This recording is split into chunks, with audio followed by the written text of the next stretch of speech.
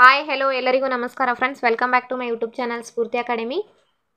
ಈ ವಿಡಿಯೋದಲ್ಲಿ ನಾವು 2024ರಲ್ಲಿ ನಡೆಯುವಂಥ ಸಿಟೆಟ್ ಪರೀಕ್ಷೆಯ ಸಲುವಾಗಿ previous year question paper 20 August 2023ರಲ್ಲಿ ನಡೆದಂತಹ paper 2 previous year question paper language 1 Kannada ಪ್ರಶ್ನೆ ಪತ್ರಿಕೆ ವಿಶ್ಲೇಷಣೆ ಅಥವಾ ಕ್ವಶನ್ ಪೇಪರ್ ಅನಾಲಿಸಿಸ್ ಮಾಡೋಣ ಫ್ರೆಂಡ್ಸ್. ಇಂದಿನ ತರಗತಿಯಲ್ಲಿ ನಾವು ಈ ತರಗತಿ 2024ರಲ್ಲಿ ಬರುವಂತಹ ಸಿಟೆಟ್ ಪರೀಕ್ಷೆ ಹಾಗೂ ಕರ್ನಾಟಕ TET ಪರೀಕ್ಷೆಗೆ ವೆರಿ ಹೆಲ್ಪ್ಫುಲ್ ಆಗುವಂಥದ್ದು. ನಮಗೆ ಪ್ರೀವಿಯಸ್ ಇಯರ್ ಕ್ವಶನ್ ಪೇಪರಲ್ಲಿ ಯಾವ ರೀತಿಯಾಗಿ ಕ್ವಶನ್ಸ್ ಬಂದಿದ್ದಾವೆ ಅಂತ ಒಂದು ಐಡಿಯಾ ಆಲ್ರೆಡಿ ಇದ್ದಿತ್ತು ಅಂತಂದರೆ ನಮಗೆ ನೆಕ್ಸ್ಟ್ ಮುಂಬರುವ ಎಕ್ಸಾಮಲ್ಲಿ ಯಾವ ರೀತಿಯಾಗಿ ನಾವು ಕ್ವಶನ್ಸನ್ನು ಅಂಡರ್ಸ್ಟ್ಯಾಂಡ್ ಮಾಡಿಕೊಂಡು ಆನ್ಸರ್ ಮಾಡ್ಕೊಳ್ಬಹುದು ಅಂತ ನಮಗೆ ಗೊತ್ತಾಗುತ್ತದೆ ಫ್ರೆಂಡ್ಸ್. ಸೊ ಹಾಗಾದರೆ ಇಂದಿನ ತರಗತಿಯನ್ನು ನಾವು ಪ್ರಾರಂಭಿಸೋಣ ಬನ್ನಿ. ಈ ನಮ್ಮ ಚಾನಲ್ ಹೊಸದಾಗಿ ನೀವು ನೋಡ್ತಾ ಇದ್ದಿದ್ರೆ ನಮ್ಮ ಚಾನಲನ್ನು ಸಬ್ಸ್ಕ್ರೈಬ್ ಮಾಡಿ ಹಾಗೂ ಪಕ್ಕದಲ್ಲಿರುವ ಬೆಲ್ ಐಕನ್ ಬಟನ್ ಅನ್ನು ಕ್ಲಿಕ್ ಮಾಡುವುದರ ಮುಖಾಂತರ ನಾವು ಮಾಡುವ ಪ್ರತಿಯೊಂದು ವಿಡಿಯೋ ತರಗತಿಗಳ ನೋಟಿಫಿಕೇಶನ್ ನಿಮಗೆ ಬಂದೇ ತಲುಪುತ್ತದೆ ಫ್ರೆಂಡ್ಸ್. ಹಾಗಾದರೆ ಈ ನಮ್ಮ ಚಾನಲನ್ನು ಸಬ್ಸ್ಕ್ರೈಬ್ ಮಾಡ್ಕೊಳ್ಳಿ. ಅದಂತಹ ಬುಕ್ಲೆಟ್ ಕೋಡ್ ಈ ಪ್ರಶ್ನೆ ಪತ್ರಿಕೆಯನ್ನು ನಾವು ಇಂದಿನ ತರಗತಿಯಲ್ಲಿ ನೋಡ್ಕೊಳ್ಳೋಣ ಫ್ರೆಂಡ್ಸ್. 2023ರಲ್ಲಿ ನಡೆದಂತಹ ಸಿಟೆಟ್ ಪರೀಕ್ಷೆಯ ಕ್ವಶನ್ ಪೇಪರ್ ಇದಾಗಿದೆ. ಈ ಎಲ್ಲ ಇನ್ಸ್ಟ್ರಕ್ಷನ್ಸ್ಗಳು ನಾವು ಓದ್ಕೊಳ್ಳೇಬೇಕಾಗಿರುವಂಥದ್ದು. ಕ್ವಶನ್ ಪೇಪರ್ ಯಾವ ರೀತಿಯಾಗಿದೆ ಅಂತ ನೀವು ನೋಡ್ಕೊಳ್ಬೋದು. 2023ರಲ್ಲಿ ನಡೆದಂಥ ಸಿಟೆಟ್ ಪರೀಕ್ಷೆಯದ್ದು. ಸಿಟೆಟ್ ಪರೀಕ್ಷೆಯಲ್ಲಿ ಲ್ಯಾಂಗ್ವೇಜ್ 1 ಆಗಿ ಕನ್ನಡ ಚಾಯ್ಸ್ ಮಾಡ್ಕೊಂಡಿದ್ರೆ 91ನೇ ಪ್ರಶ್ನೆಯಿಂದ ಹಿಡಿದು ಫ್ರೆಂಡ್ಸ್ 120 ಕ್ವಶನ್ವರೆಗೂ ನಾವು ಎಲ್ಲ ಕ್ವಶನ್ಸ್ಗಳಿಗೆ ಆನ್ಸರ್ ಮಾಡಬೇಕಾಗುತ್ತದೆ. ಹಾಗಾದರೆ ಬನ್ನಿ 2023ರಲ್ಲಿ ನಡೆದಂತಹ ಕ್ವಶನ್ ಪೇಪರ್ ಯಾವ ರೀತಿಯಾಗಿತ್ತು ಅಂತ ನೋಡ್ಕೊಳ್ಬಹುದು. ಭಾಗ 4ರಲ್ಲಿ 91ನೇ ಪ್ರಶ್ನೆಯಿಂದ ಹಿಡಿದು 120 ಕ್ವಶನ್ಸ್ವರೆಗೂ ನಾವು ಬಿಡಿಸಲೇಬೇಕು. ಇಲ್ಲಿ ನಿರ್ದೇಶನ ನೋಡ್ಕೊಳ್ಳಿ, ಇನ್ಸ್ಟ್ರಕ್ಷನ್ ಏನು ಕೊಟ್ಟಿದ್ದಾರೆ. 91ನೇ ಪ್ರಶ್ನೆಯಿಂದ ಹಿಡಿದು 105ನೇ ಪ್ರಶ್ನೆವರೆಗೂ ಕನ್ನಡ ಬೋಧನಾಶಾಸ್ತ್ರ ಅಥವಾ ಕನ್ನಡ ಪೆಡಗಾಜಿಗೆ ಸಂಬಂಧಿಸಿದಂಥ ಕ್ವಶನ್ಸ್ ಇರ್ತವೆ ಫ್ರೆಂಡ್ಸ್. ಆನಂತರದಲ್ಲಿ ಒಂದು ಪದ್ಯ ಒಂದು ಗದ್ಯ 2 ಪ್ಯಾಸೇಜ್ ಕೊಟ್ಟಿರ್ತಾರೆ. ಆ ಪ್ಯಾಸೇಜ್ಗೆ ಸಂಬಂಧಿಸಿದಂತೆ 15 ಕ್ವಶನ್ಸ್ ಇರ್ತವೆ. ಆ ಪ್ಯಾಸೇಜ್ನಲ್ಲಿಯೇ ಕುರಿತು ಕೆಲವು ಗ್ರಾಮರ್ ಕ್ವಶನ್ಸ್ಗಳು ಕೂಡ ಕೇಳಿರ್ತಾರೆ. ನಮಗೆ 15 ಪ್ರಶ್ನೆಗಳಲ್ಲಿ 5ರಿಂದ 6 ಗ್ರಾಮರ್ ಕ್ವಶನ್ಗಳು ಕೂಡ ಇರ್ತವೆ. ಸೊ 91ನೇ ಕ್ವಶನ್ ನೋಡ್ಕೊಳ್ಬೋದು ಫ್ರೆಂಡ್ಸ್. ಶಿಕ್ಷಕರೊಬ್ಬರು 6ನೇ ತರಗತಿಯಲ್ಲಿನ ವಿದ್ಯಾರ್ಥಿಗಳಿಗೆ ಶೀರ್ಷಿಕೆಯೊಂದಿಗೆ ಕ್ಯಾಪ್ಷನ್ ಚಲನಚಿತ್ರವನ್ನು ತೋರಿಸಿದರು. ಚಲನಚಿತ್ರದ ಕಥೆಯ ಪಠ್ಯಪುಸ್ತಕ ಪಾಠವನ್ನು ಆಧರಿಸಿತು.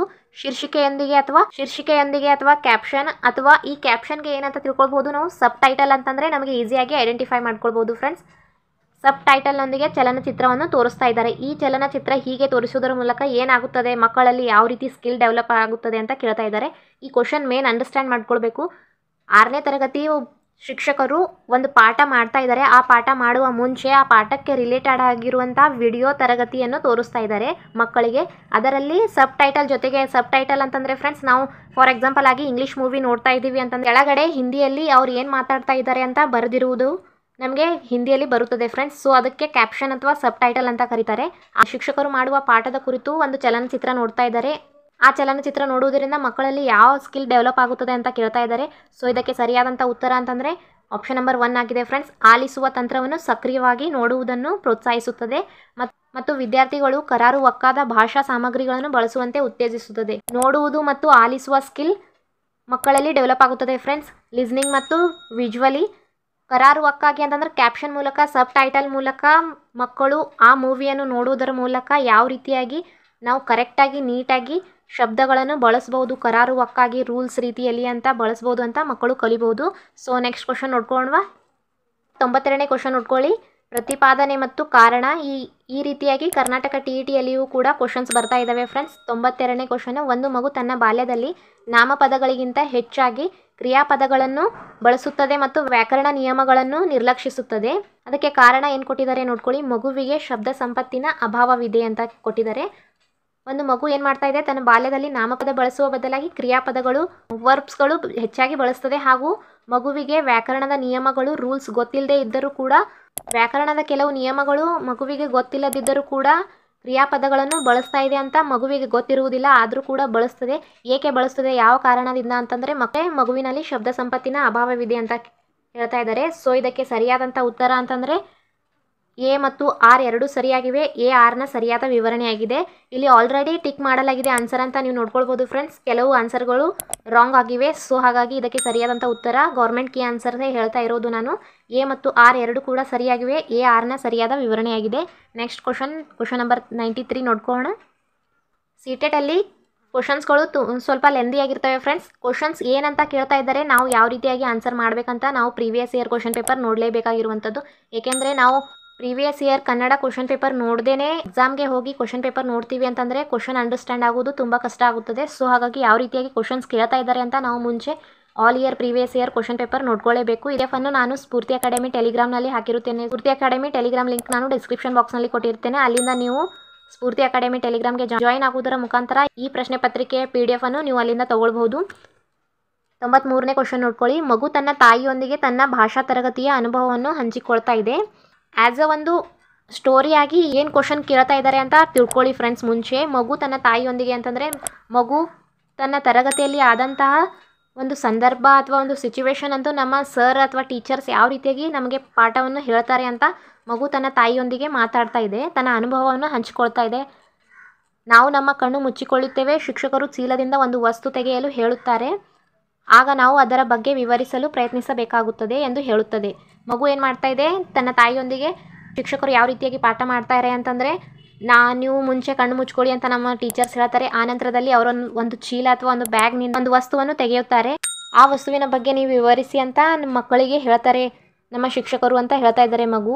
ಇದು ಏನಾಗಿದೆ, ಈ ವಿಧಾನ ನಿಜವಾಗಿಯೂ ಉತ್ತಮ ಕಲಿಕಾ ಕ್ರಮವಾಗಿದೆ. ಏನಾಗಿದೆ, ಈ ವಿಧಾನ ಉತ್ತಮ ಕಲಿಕಾ ಕ್ರಮವಾಗಿದೆ. ಈ ಅಭಿಪ್ರಾಯವು ಮಗುವಿನ ಕಲಿಕಾ ಆದ್ಯತೆಯನ್ನು ತೋರಿಸುತ್ತದೆ. ಅವಳ ಆದ್ಯತೆಯನ್ನು ಗುರುತಿಸಿ. ಮಗುವಿನಲ್ಲಿ ಯಾವ ರೀತಿಯ ಆದ್ಯತೆ, ಯಾವ ಸ್ಕಿಲ್ ಡೆವಲಪ್ ಆಗುತ್ತದೆ ಈ ರೀತಿಯಾಗಿ ಶಿಕ್ಷಕರು ಪಾಠ ಮಾಡುವುದರಿಂದ ಅಂತ ಕೇಳ್ತಾ ಇದ್ದಾರೆ. ಸೊ ಇದಕ್ಕೆ ಸರಿಯಾದಂಥ ಉತ್ತರ ಅಂತಂದರೆ ಆಪ್ಷನ್ ನಂಬರ್ 1 ಆಗುತ್ತದೆ ಫ್ರೆಂಡ್ಸ್. ಅದನ್ನು ನಾನು ತೆಗೆದುಕೊಂಡಾಗ ನನಗೆ ಭಾಷೆ ಚೆನ್ನಾಗಿ ನೆನಪಾಗುತ್ತದೆ ಅಂತ. ಶಿಕ್ಷಕರು ಬ್ಯಾಗ್ನಿಂದ ತೆಗೆದಂತಹ ಒಂದು ವಸ್ತುವನ್ನು ಮಕ್ಕಳು ಅದಕ್ಕೆ ಟಚ್ ಆ್ಯಂಡ್ ಫೀಲ್ ಮಾಡಿ ಅದು ಯಾವ ರೀತಿಯಾಗಿದೆ, ಅದರ ಶೇಪ್ ಯಾವ ರೀತಿಯಾಗಿದೆ, ಅದರ ಆಕಾರ ಯಾವ ರೀತಿಯಾಗಿದೆ, ಅದರ ಏನೆಲ್ಲ ಗುಣಗಳಿದ್ದಾವೆ, ಅವಗುಣಗಳು ಇದ್ದಾವೆ ಅಂತ ಅದು ನೋಡುವುದರ ಮೂಲಕ ಅದರ ಬಗ್ಗೆ ಮಗು ವಿಮರ್ಶಾತ್ಮಕವಾಗಿ ಹೇಳುತ್ತದೆ. ನೆಕ್ಸ್ಟ್ ಕ್ವಶನ್ ನೋಡ್ಕೊಳ್ಳೋಣ. ನೆಕ್ಸ್ಟ್ ಕ್ವಶನ್ ನಂಬರ್ 94 ನೋಡ್ಕೊಳ್ಳಿ. ಕಲಿಯುವವರು ಏನು ಮಾಡುತ್ತಾರೆ ಎಂಬುದರ ಉದಾಹರಣೆಯನ್ನು ಓದಿ ಮತ್ತು ಆ ಉದಾಹರಣೆಗೆ ಹೊಂದಾಣಿಕೆಯಾಗುವ ತಂತ್ರವನ್ನು ಆಯ್ಕೆ ಮಾಡಿ. ಕೆಲವೊಂದು ಪದಗಳಿಗೆ ಅರ್ಥವೇನೆಂದು ನನಗೆ ತಿಳಿದಿದ್ದರೆ ನಾನು. ಇದು ಯಾರು ಹೇಳ್ತಾ ಇದ್ದಾರೆ ಅಂತಂದರೆ ಕಲಿಯುವವರು ಏನು ಮಾಡ್ತಾ ಇದ್ದಾರೆ ಅಂತ ಶಿಕ್ಷಕರು ತನ್ನಿಂದ ತಾನೇ ಕ್ವಶನ್ ಮಾಡ್ಕೊಳ್ತಾ ಇರೋದು.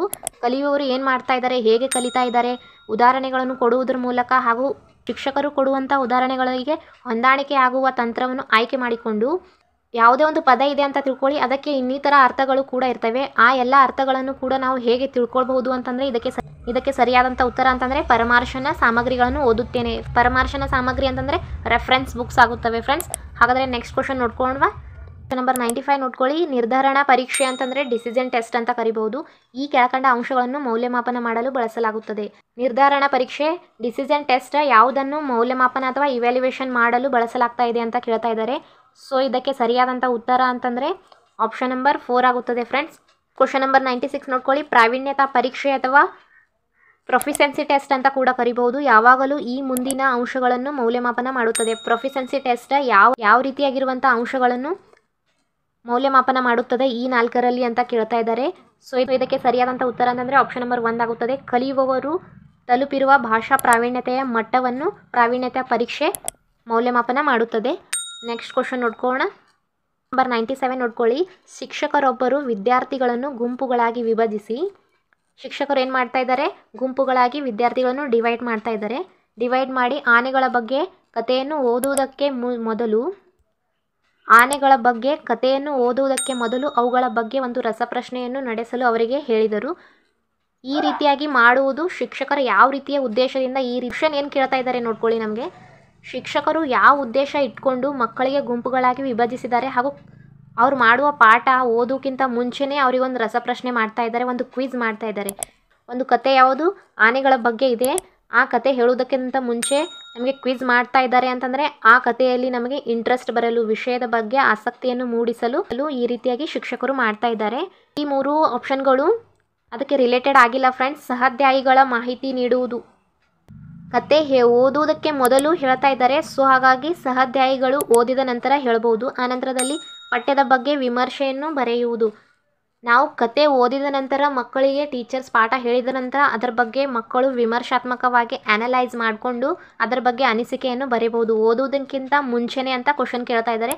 ಆನಂತರದಲ್ಲಿ ಸ್ಮರಣ ಶಕ್ತಿಯನ್ನು ಪರೀಕ್ಷಿಸುವುದು. ಸ್ಮರಣ ಶಕ್ತಿ ಅಂತಂದರೆ ಮೆಮೊರಿ, ಮಕ್ಕಳ ಮೆಮೊರಿ ಪವರ್ ಎಷ್ಟಿದೆ ಅಂತ ಅದನ್ನು ಪರೀಕ್ಷಿಸಲು ರಸಪ್ರಶ್ನೆ ಮಾಡ್ತಾ ಇದ್ದಾರಾ ಅಂತ ಕೇಳ್ತಾ ಇದ್ದಾರೆ. ನಮಗೆ ಕ್ವಶನ್ ಏನಂತ ಕೇಳ್ತಾ ಇದ್ದಾರೆ ಅಂತ ನಾವು ಫಸ್ಟ್ ಅಂಡರ್ಸ್ಟ್ಯಾಂಡ್ ಮಾಡ್ಕೊಂಡಿದ್ರೆ ಮಾತ್ರ ನಮಗೆ ಆನ್ಸರ್ ಈಸಿಯಾಗಿ ಐಡೆಂಟಿಫೈ ಮಾಡ್ಬೋದು. ನೆಕ್ಸ್ಟ್ ಕ್ವಶನ್ ನೋಡ್ಕೊಳ್ಳೋಣ. ಭಾಷಾ ತರಗತಿಯಲ್ಲಿ ಒಬ್ಬ ವಿದ್ಯಾರ್ಥಿ ಪಾಠ ಮಾಡುವಾಗ ಗಲಾಟೆ ಮಾಡುತ್ತಿರುತ್ತಾನೆ. ಒಬ್ಬ ಶಿಕ್ಷಕರಾಗಿ ಈ ಗಲಾಟೆಯ ವಿದ್ಯಾರ್ಥಿಯನ್ನು ನಿಭಾಯಿಸಲು ಶಿಕ್ಷಕರು ಕನ್ನಡ ಭಾಷಾ ಟೀಚಿಂಗ್ ಮಾಡ್ತಾ ಇರುವಾಗ ತರಗತಿಯಲ್ಲಿ ಒಂದು ಮಗು ಗಲಾಟೆ ಮಾಡ್ತಾ ಇದೆ. ಮಗು ಗಲಾಟೆ ಮಾಡುವಾಗ ಯಾವ ರೀತಿಯಾಗಿ ಆ ಮಗುವನ್ನು ನಿಭಾಯಿಸ್ತೀರಾ ಅಂತ ಆ್ಯಸ್ ಎ ಟೀಚರ್ ಆಗಿ ಕ್ವಶನ್ ಕೇಳ್ತಾ ಇದ್ದಾರೆ. ಸೊ ಇದಕ್ಕೆ ಸರಿಯಾದಂಥ ಉತ್ತರ ಅಂತಂದರೆ ಪರಿಹಾರೋಪಾಯಗಳಿಗಾಗಿ ಮಕ್ಕಳೊಂದಿಗೆ ಮೊದಲು ಮಾತನಾಡುವುದು. ಈ ರೀತಿಯಾಗಿ ಏಕೆ ಮಾಡ್ತಾ ಇದೆ ಮಗು ಅಂತ ಅದಕ್ಕೆ ಒಂದು ಪರಿಹಾರ ಕಂಡು ಹಿಡಿಯಲು ಎಲ್ಲ ಮಕ್ಕಳೊಂದಿಗೆ ಮೊದಲು ನಾವು ಡಿಸ್ಕಷನ್ ಮಾಡಬೇಕಾಗುತ್ತದೆ. ಸೊ ಇದಕ್ಕೆ ಸರಿಯಾದಂಥ ಉತ್ತರ ಆಪ್ಷನ್ ನಂಬರ್ 1 ಆಗಿದೆ. ಈ ಉಳಿದ 3 ಕೂಡ ಏಕೆ ಆಗುವುದಿಲ್ಲ ಅಂತ ಒನ್ ಟೈಮ್ ನಾವು ನೋಡ್ಕೊಳ್ಳೇಬೇಕಾಗಿರುವಂಥದ್ದು. ಏಕೆಂದರೆ ನೋಡ್ಕೊಳ್ಳಿ ಫ್ರೆಂಡ್ಸ್, ಶಿಸ್ತಿನ ವಿದ್ಯಾರ್ಥಿಗಳನ್ನು ಉದ್ದೇಶಿಸಿ ಮಾತನಾಡುವುದು. ಆ ಮಗು ನೋಡು ಎಷ್ಟು ಸೈಲೆಂಟಾಗಿ ಕೂತ್ಕೊಂಡಿದೆ, ನೀನೇಕೆ ಹೀಗೆ ಮಾಡ್ತಾ ಇದೆ ಅಂತ ಮಕ್ಕಳಿಗೆ ತೆಗಳಬಾರ್ದು. ಇದು ಆಪ್ಷನ್ ರಾಂಗ್ ಆಗುತ್ತದೆ. ಆನಂತರದಲ್ಲಿ ಪರಿಹಾರಕ್ಕಾಗಿ ಪೋಷಕರ ಮೇಲೆ ಆಧಾರ ಪಡುವುದು. ನಿಮ್ಮ ಮಗು ತರಗತಿಯಲ್ಲಿ ಗಲಾಟೆ ಮಾಡ್ತಾ ಇದೆ ಅಂತ ಪೋಷಕರಿಗೆ ಕಂಪ್ಲೇಂಟ್ ಮಾಡುವುದು, ಇದು ಕೂಡ ರಾಂಗ್ ಆಗುತ್ತದೆ. ಆನಂತರದಲ್ಲಿ ವಿದ್ಯಾರ್ಥಿಗಳ ವರ್ತನೆಯ ಬಗ್ಗೆ ಶಾಲೆಯ ಅಧಿಕಾರಿಗಳಿಗೆ ವರದಿ ನೀಡುವುದು ಕೂಡ ರಾಂಗ್ ಆಗುತ್ತದೆ. ಫ್ರೆಂಡ್ಸ್, ಆ್ಯಸ್ ಅ ಟೀಚರ್ ಆಗಿ ಯಾವ ರೀತಿಯಾಗಿ ನಾವು ಪರಿಹಾರವನ್ನು ಕಂಡುಕೊಳ್ಬೋದು ಅಂತ ಕ್ವಶನ್ ಕೇಳಿದ್ದಾರೆ. ವಿದ್ಯಾರ್ಥಿಗಳು ತಮ್ಮ ಆಲೋಚನೆಗಳನ್ನೆಲ್ಲ ಮಂಥನ ಮಾಡಿ ಅಥವಾ ಬ್ರೈನ್ ಸ್ಟಾರ್ಮಿಂಗ್, ಮನಮಂಥನ ಅಥವಾ ಬುದ್ಧಿಮಂಥನ ಅಥವಾ ಬ್ರೈನ್ ಸ್ಟಾರ್ಮಿಂಗ್ ಅಂತ ನಾವು ಸೈಕಾಲಜಿಯಲ್ಲಿ ಓದ್ಕೊಳ್ತೀವಿ ಫ್ರೆಂಡ್ಸ್. ಬ್ರೈನ್ ಸ್ಟಾರ್ಮಿಂಗ್ ಕೊಟ್ಟವರು ಅಲೆಕ್ಸ್ ಆಕ್ಸ್ಬನ್ ರವರು. ಇದು ಆಲ್ರೆಡಿ ಕರ್ನಾಟಕ TETಯಲ್ಲಿ ಬ್ರೈನ್ ಸ್ಟಾರ್ಮಿಂಗ್ ಪ್ರತಿಪಾದಕ ಯಾರು ಅಂತ ಈಗಾಗಲೇ ಕ್ವಶನ್ ಕೂಡ ಆಗಿದೆ ಫ್ರೆಂಡ್ಸ್. ವಿದ್ಯಾರ್ಥಿಗಳು ತಮ್ಮ ಆಲೋಚನೆಗಳನ್ನೆಲ್ಲ ಮಂಥನ ಮಾಡಿ ಅಥವಾ ಬ್ರೈನ್ ಸ್ಟಾರ್ಮಿಂಗ್ ಮಾಡಿ ತಮ್ಮ ಕೆಲಸವನ್ನು ವ್ಯವಸ್ಥಿತವಾಗಿ ಜೋಡಿಸಿ ಕರಡಚ್ಚು ಅಂತಂದರೆ ಡ್ರಾಫ್ಟ್ ಮಾಡಿ ಸಂಕಲಿಸಿ ಪರಿಷ್ಕರಿಸಿದಾಗ ಆ ಕೌಶಲ್ಯತೆಯು ಈ ಕೆಳಕಂಡ ಪ್ರಕ್ರಿಯೆಯನ್ನು ಸೂಚಿಸುತ್ತದೆ. ಕರಡಚ್ಚು ಅಂದರೆ ಡ್ರಾಫ್ಟ್ ಮಾಡಿ ಸಂಕಲಿಸಿ ಎಡಿಟಿಂಗ್ ಮಾಡಿ ರಿವೈಸ್ ಮಾಡಿ ಈ ಕೌಶಲ್ಯವನ್ನು ಸೂಚಿಸುತ್ತದೆ. ಈ ಕೆಳಗಿನ 4 ಭಾಷಾ ಕೌಶಲ್ಯಗಳ ಯಾವ ಕೌಶಲ್ಯವನ್ನು ಸೂಚಿಸುತ್ತದೆ ಅಂತ ಕೇಳ್ತಾ ಇದ್ದಾರೆ. ಸೊ ಈ ಕ್ವಶನ್ನ ಭಾಷಾ ಕೌಶಲ್ಯಗಳ ಮೇಲೆ ಆಗಿರುವಂಥದ್ದು. ಈ ರೀತಿಯಾಗಿ ಒಂದು ಉದಾಹರಣೆ ಕೊಟ್ಟು ಯಾವ ರೀತಿಯ ಭಾಷಾ ಕೌಶಲ್ಯವಾಗಿದೆ ಅಂತ ಕ್ವಶನ್ ಕೇಳ್ತಾರೆ ಫ್ರೆಂಡ್ಸ್. ಭಾಷಾ ಕೌಶಲ್ಯಗಳ ಮೇಲೆ 3 ರಿಂದ 4 ಕ್ವಶನ್ಸ್ಗಳು ಫಿಕ್ಸ್ ಆಗಿರ್ತವೆ. ಹಾಗಾಗಿ ಭಾಷಾ ಕೌಶಲ್ಯಗಳು ನಮಗೆ ಪರ್ಫೆಕ್ಟಾಗಿ ಗೊತ್ತಿರಲೇಬೇಕು. ಓದುವ ಕೌಶಲ್ಯ ಅಂತಂದರೆ reading skill, speaking skill, writing skill, ಆನಂತರದಲ್ಲಿ ಲಿಸ್ನಿಂಗ್ ಸ್ಕಿಲ್. ಈ 4ರಲ್ಲಿ ಇದಕ್ಕೆ ಸರಿಯಾದಂಥ ಉತ್ತರ ಅಂತಂದರೆ ಬರೆಯುವ ಕೌಶಲ್ಯವಾಗಿದೆ. ಬರೆಯುವುದರ ಮೂಲಕ ಕರಡಚ್ಚು ಮಾಡಿ ಸಂಕಲಿಸಿ ಪರಿಷ್ಕರಿಸುವ ಕೌಶಲ್ಯತೆಯನ್ನು ಮಕ್ಕಳಲ್ಲಿ ನಾವು ಕಾಣಬಹುದು. ನೆಕ್ಸ್ಟ್ ಕ್ವಶನ್ ನೋಡ್ಕೊಳ್ಳೋಣ ಫ್ರೆಂಡ್ಸ್.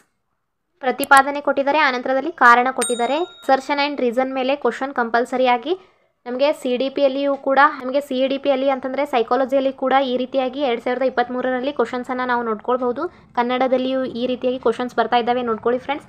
ಓದುವ ಮತ್ತು ಬರೆಯುವ ಕೌಶಲ್ಯಗಳು ಪ್ರಾಥಮಿಕ ಹಂತದಲ್ಲಿ ವಿಮರ್ಶಾತ್ಮಕ ಚಿಂತನೆಗೆ ನೆರವಾಗುತ್ತವೆ.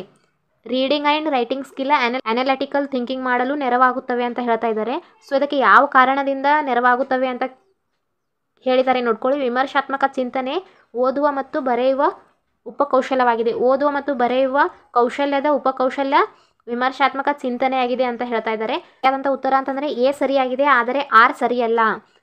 ಪ್ರತಿಪಾದನೆ ಸರಿಯಾಗಿದೆ, ಆದರೆ ಇದಕ್ಕೆ ಕಾರಣ ಸರಿಯಾಗಿಲ್ಲ. ಇದರ ಅರ್ಥವಾಗಿದೆ ಫ್ರೆಂಡ್ಸ್. ನೆಕ್ಸ್ಟ್ ಮುಂದಿನ ತರಗತಿಯಲ್ಲಿ 101ನೇ ಪ್ರಶ್ನೆಯಿಂದ ಹಿಡಿದು 120ನೇ ಪ್ರಶ್ನೆವರೆಗೂ ಕ್ವೆಶ್ಚನ್ ಪೇಪರ್ ಅನಾಲಿಸಿಸ್ ಮಾಡೋಣ ಫ್ರೆಂಡ್ಸ್. ಈ ತರಗತಿಯಿಂದ ನಿಮಗೆ ಹೆಲ್ಪ್ ಆಗ್ತಾ ಇದ್ದಿದ್ರೆ ನಿಮ್ಮ ಆದಷ್ಟು ಫ್ರೆಂಡ್ಸ್ಗಳಿಗೂ ಕೂಡ ಈ ತರಗತಿಯನ್ನು ನೀವು ಶೇರ್ ಮಾಡೋದನ್ನು ಮರಿಬೇಡಿ. ತಪ್ಪದೇ ಸಬ್ಸ್ಕ್ರೈಬ್ ಮಾಡ್ಕೊಳ್ಳಿ, ತಪ್ಪದೇ ಲೈಕ್ ಮಾಡಿ, ಹಾಗೂ ನಿಮ್ಮ ಆದಷ್ಟು ಫ್ರೆಂಡ್ಸ್ಗಳಿಗೂ ಕೂಡ ಶೇರ್ ಮಾಡೋದನ್ನು ಮರಿಬೇಡಿ friends. Thanks for watching video. Thank you.